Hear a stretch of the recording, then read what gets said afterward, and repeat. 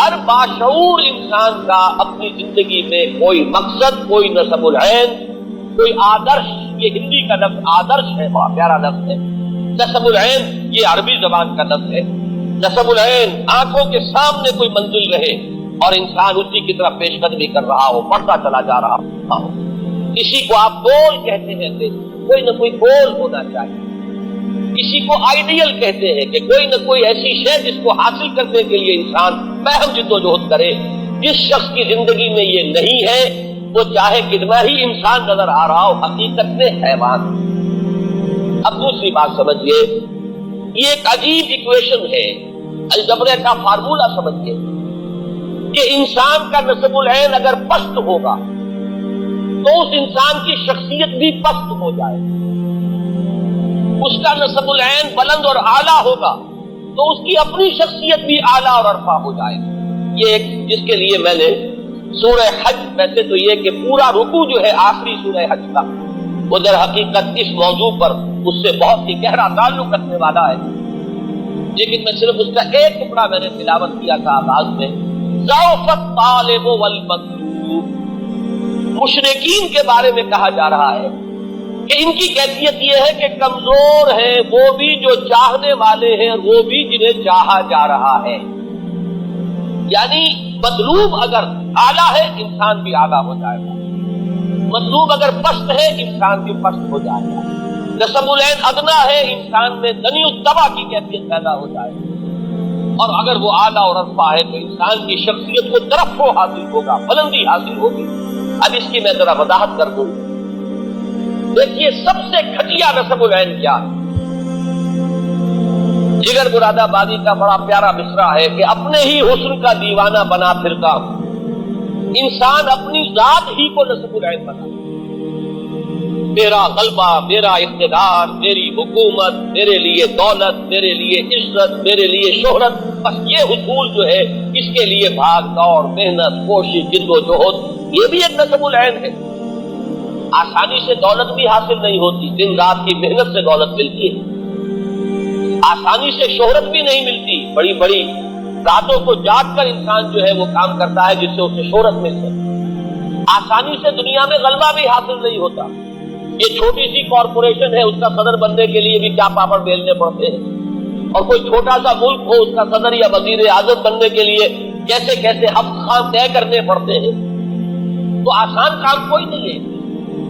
لیکن یہ بھی ایک نصب العین ہے۔ اپنی ذات، اپنا اقتدار، اپنا غلبہ، اپنی دولت، اپنی شہرت، ذاتی وجاہت، یہ بھی ایک نصب العین ہے۔ لیکن جس انسان کا یہ نصب العین ہوگا، اب آپ خود سوچ لیجیے، انتہائی دنی الطبع انسان ہوگا، انتہائی پست فطرت انسان ہوگا۔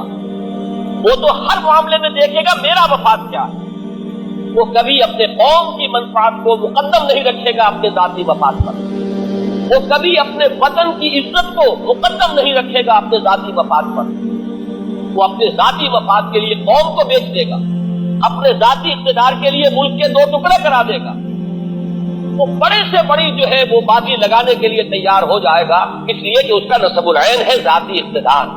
اس کا نصب العین ہے، اور جس کو آپ جانتے ہیں بائی ہک اور بائی کروک۔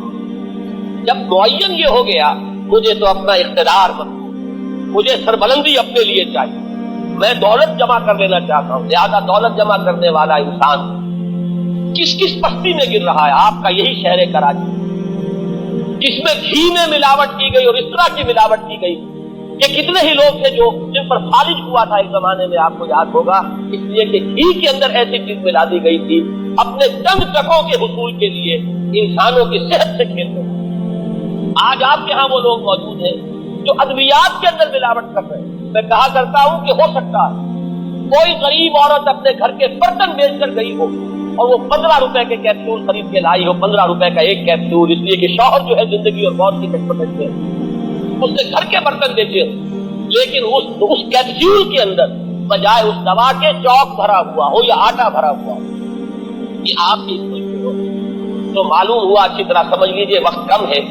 ایک ایک چیز کو اچھی طرح سمجھ کر ذہن نشین کیجئے کہ اگر نصب العین اپنی ذات ہے تو وہ شخص اخلاقی اعتبار سے پست ترین سطح پر ہوگا، وہ قوم کو بیچے گا، غداری کرے گا، ملک سے کے خلاف جو ہے کوئی قدم اٹھا لے گا، اسلحہ خرید رہا ہوگا کوئی بڑا اہم انسان اور اس میں بڑا کمیشن لے کر گھٹیا مال لے آئے گا، اور ہو سکتا ہے کسی محاذ پر کسی وقت ایسی صورت ہو کہ بالکل فیصلہ کل مرحلہ آ گیا کہ ادھر یا ادھر، اور ایسا ہوتا ہے کوئی ایک محاذ کے اوپر فیصلہ پوری قوم کی قسمت جو ہے اس کا فیصلہ بن سکتا ہے، اور ہو سکتا ہے اس وقت جب کریٹ کھولے جائیں تو معلوم ہو اس میں جو اسلحہ نکل رہا ہے وہ معیاری نہیں ہے،